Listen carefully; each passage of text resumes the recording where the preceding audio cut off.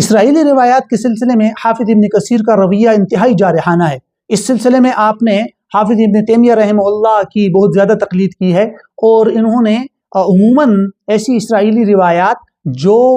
یا تو موضوع ہے یا من گڑت ہے، ان کے موضوع ہونے کا خصوصی طور پر ذکر کیا ہے۔ اور اسرائیلی روایات کے معیار اور اسرائیلی روایات کو پرکھنے کے لیے تفسیر ابن کثیر کو انتہائی معتمد تفسیر سمجھا جاتا ہے، کیونکہ حافظ ابن کثیر رحمہ اللہ کو علم الرجال اور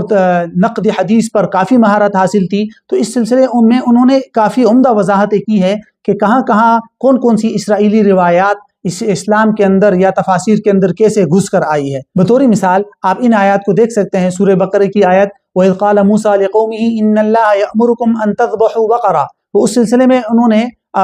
بقرہ کے حوالے سے جو اسرائیلی روایت ذکر کی ہے اس پر انہوں نے کافی نقد کیا۔